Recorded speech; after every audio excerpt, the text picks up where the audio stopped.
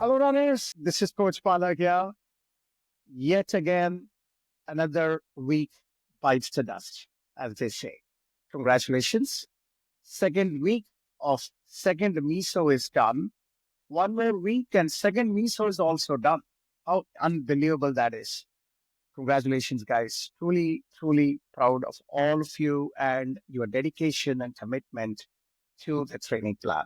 Have focused, you've committed, and you've stayed on the training train, as I had mentioned earlier. And as a result, slowly and steadily, we can now take your training to the next level, which is what we're going to talk about today. The training plan for the next MISO 3, has already been uploaded in Final Search. You guys can go and take a look at it if you are interested. But as I said earlier, you don't have to. All you need to focus on is what you need to do today. Make sure you read the instructions, just go and execute it, and let the training plan take you to its end, which is the beginning of or the start line of your race. Very simple, and as simple as that, nothing much to think about here. No need to change anything. That's pretty simple. Apologies for 1 day delay. I had this dental sort of wisdom tooth removal, and you can see a little swelling still there. Just managing the wisdom tooth removal, didn't know that it was so painful.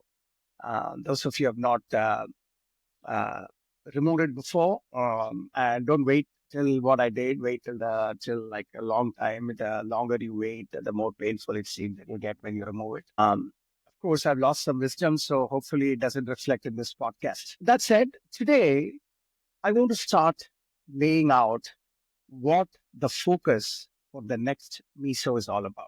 So if you think about it, the first MISO, we were talking about just getting you into the groove, getting you into that 21 days finished, just getting you into the rhythm of things, just getting that body's mechanism going so that every day there is a training element to your day. And that's what you all did.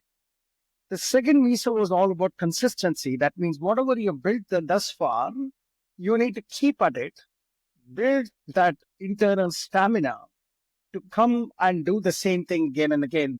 The newness of the training program has worn out, so it might get boring for some, but we wanted you to just focus and be consistent because that is an important element, that second MISO cycle, which is where you are in one more week and you probably are getting better at consistency. But let me lay out what needs to happen for the next MISO. Now, the main theme for next MISO is resilience and control. Both are sort of connected to each other. Now, if you look at the Webster dictionary and if you try to understand the real meaning of resilience, it would say that resilience means the of coming back, act of coming back after a setback, act of coming back after a break, act of coming back after, doing something else for some time. The idea here is any material can be resilient. That means it can take on multiple changes to its state and still maintain its strength from a material science perspective. So resilience is a super, super important quality in building anyone's character for life. Forget about training, for life in general, because as we all know, life is not a straight line. There are ups, there are downs. And some days there are a lot way up, some days there are a lot way down. So it's not a straight line. And one of my good friends and ex-boss used to tell that the difference between good and great, both good and great, they do a good job in terms of quality. But, a great person, when he or she stumbles and doesn't do a good job, fell sick, whatever it is, ability to come back from the stumble and continue to do good work or even do better than average work, that differentiates greatness from good. Because when you are just good, you do good when things are going well. But when things doesn't go well and you go off the path, the good do not know how to come back and they get depressed and they just let it go. But great people, they know how to come back. A greatest example of that, in my opinion, are these tennis greats that we have seen. Whether it is Roger Federer, or, what's his name, Goran, whether it is Djokovic, whether it is Nadal, they have been great for extended period of times. And in this extended period of time, they've had so many places where they lost, their demoralizing lost, they had injuries, they could not get out of the hospital. They've done all the things, but they came back to win Grand Slam.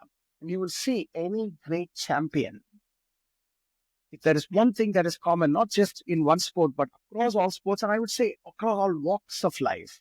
Steve Jobs is another great example. They know how to come back after a setback.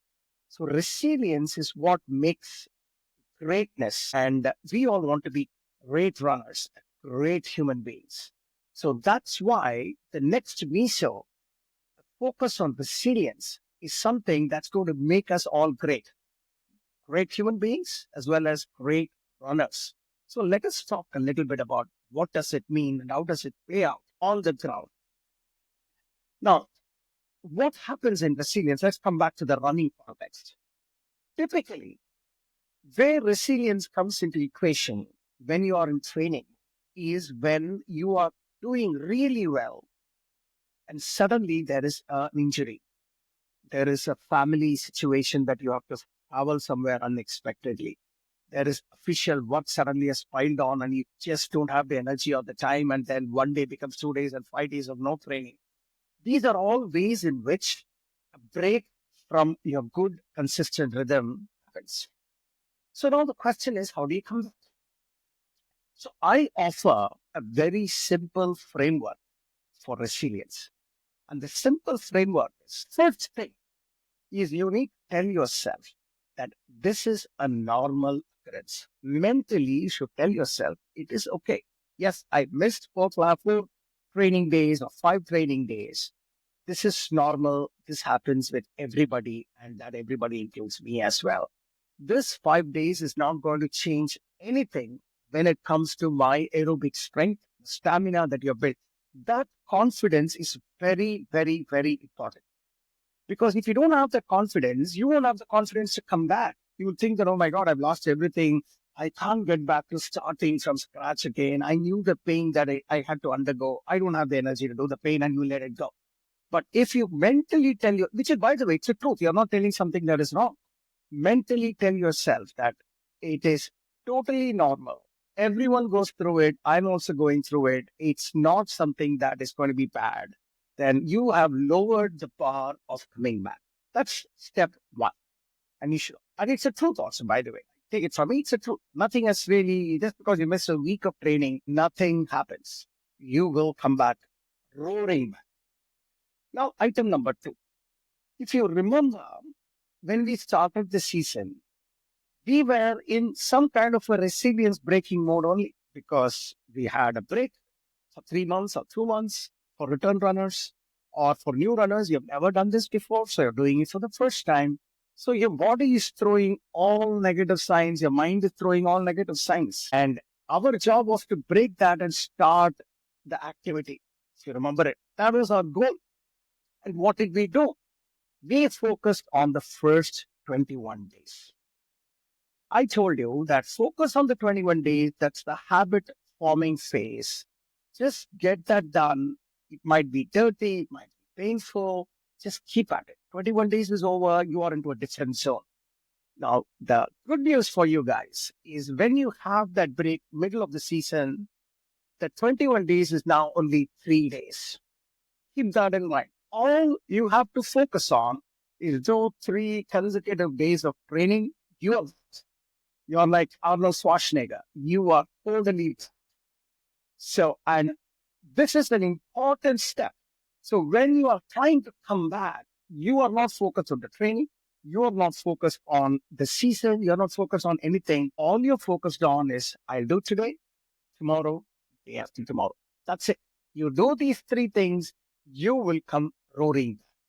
That is item number 2. 3 days for coming back. Then item number 3.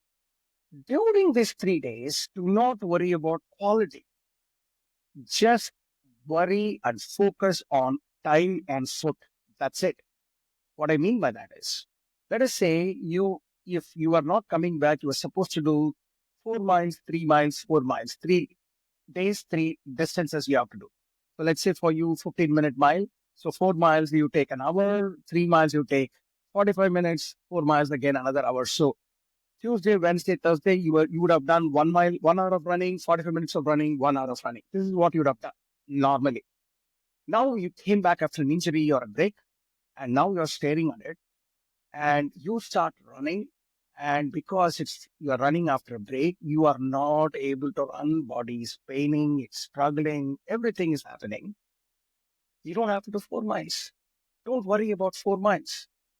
Worry about time on foot. That means just go and walk for an hour or do a run walk for an hour. It doesn't matter in that 1 hour. Let's say you could only do 2.5 miles. That doesn't matter. You focus on time on foot. That's all. So maybe first day you do just walk for 1 hour and you did 2 miles. Next day you did a walk run for 45 minutes and you did 2 miles out of three. And third day you are able to do a lot more run than walk, or almost approaching your current pre-break levels, and you're able to do 3.5 miles. This is how you will come back. So think about time on foot. Don't worry about the training plan discussions. For these 3 days, you are your own coach and you're focusing on time on foot, and that's it. Okay. Same thing goes to strength training. Let's say you have a strength training in between. You don't have to do the entire strength.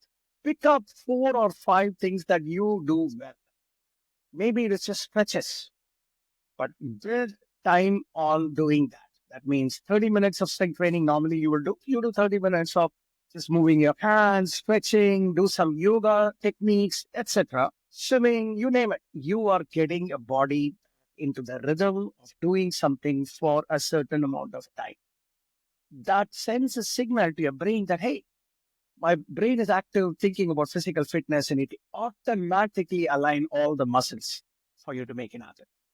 That is your next step in terms of how you come back. Then finally, the last piece of resilience is when you have finished the 3 days. When you have finished the 3 days, never miss the fourth day of regular, because the 3 days is like the takeoff of the plane. You have gathered speed, you have on the runway, you picked up speed, the wheels have gone up, you are just about to take off. So at the time of takeoff, you need to do something. That is the fourth day of training or the long run or whatever that is. Go with the full confidence that you can execute it, and you will actually be able to execute it. You will feel really good, and you are back. This is what I would say the magic of resilience is in a very tactical way. So let's take my own example. Because of my tooth problem, I couldn't do it. I couldn't do strength training. When I run, it gave some shock there. I think about it. I never realized tooth issue will prevent me from running. But I told you always, running is a full body workout. So I couldn't do it. It's been 4 or 5 days. I was training really well. And 5 days since I've done anything. You know what? I'm just not worried, because I've almost become a master of resilience. Because I've been doing this for what? Almost 20 years, 18, 19 years now. And I probably have had easily 4 times a year. So 80 times of break from my training. Either most of the times I get sick, travel, most of the times it's sickness or injury. Like this is sickness, fever, flu, something or the other will happen. My daughter will get sick from school and then she'll pass it on to me, and I'm doing so well. And boom, suddenly 1 week of like just a debilitating viral fever. You know what? I have had such experiences following that framework that I just told you. I am least worried about it. I know I can get back. So today I can't run, of course, no long runs after doing so well for a good 3 weeks. That's fine. Tomorrow maybe it'll become better. And I will do the same framework that I had told you, which is mentally I tell myself, this is nothing, this is normal. I'll be able to get back to full shape. Second thing I will say is, I'm just going to focus on 3 days. I'm not worried about anything else. Third thing I'm telling you is, when I get there, I'm just going to focus on time on foot, not the distance that has been suggested in final search. I'll just equate the time from the distance that has been suggested basis my CP time, and just do that. Time on foot. Walk walk, run, jog. It could be anything, 30, 3 days, but it's fine. I just have to get there. And finally, once I'm done, the fourth day, I will ensure that it is a proper, solid training that I normally do. I'll push myself and make it happen.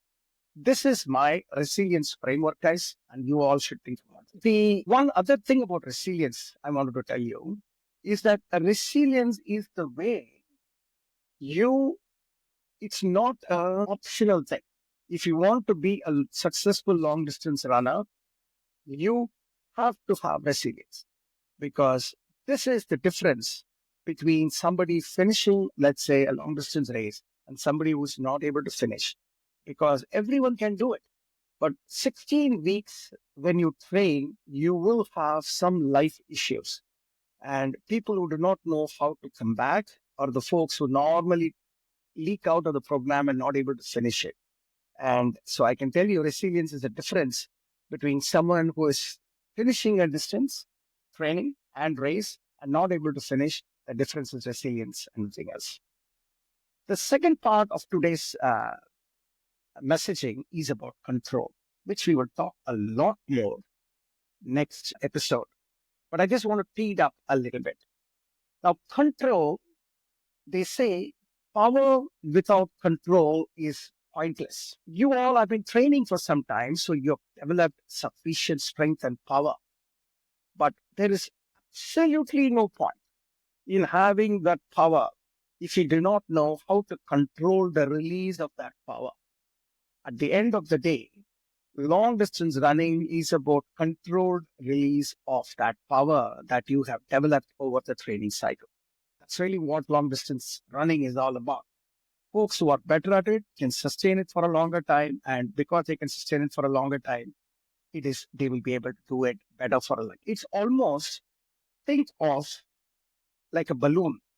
I'm offering you a fully inflated balloon and giving it to you. And I'm telling you that the air inside the balloon represents your stamina. Okay? Your job is to slowly open the opening of the balloon so that the air starts coming out. But the job is not for the air to come out all at once. The job is for you to slowly release the air so that it keeps releasing for a very long time. If that is your job, how will you do it? You will open it, okay? But you will open it in a slight way so that air is slowly coming out and you are controlling the release of that air. So the better control of that orifice, the longer it will take for the air to get out. Or in other words, the better control you have in the release of your energy, the longer you can release the energy.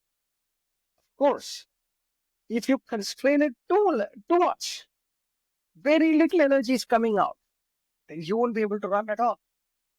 At the same time, if you just do not control it properly, then too much energy is coming out, then you are ready to sprint and you are sprinting. But unfortunately, when you sprint, after a point of time, there is no air in the balloon. So you can't sprint, you can't even walk, and the race is over. So the magic is how much to open so that it powers your CP run. And as a result, this act of running in CP also, you're running in aerobic zone. That means you're running in oxygen-rich environment. And as a result, you're also utilizing minimal energy. And because you're utilizing minimal energy, the efficiency of energy usage is very high. And the supply of energy is also well controlled. As a result, the usage is highly efficient. The supply is highly efficient. Both these together makes you run with enough energy for a much longer time and longer distance. That is the crux of control, folks. Keep this balloon analogy in mind. Next weekend, we will double-click deeper into how does control play into your training. So that's the message for today. Resilience and control are two very important themes that I'm releasing it today from all of you. And let's think about this, especially on the resilience side. And next week, we'll do about the control. Thank you for all the folks who have registered for the rendezvous of our first RHWB retreat. Our seats are full. All the seats have been taken. This is going to be a super exciting Olympic-based retreat. This is something has been in our minds for a long time. I'm so finally very excited to make it happen. It'll be a lot of fun. I've been to this campground before. It's a beautiful accommodation. Hopefully, you've seen the videos.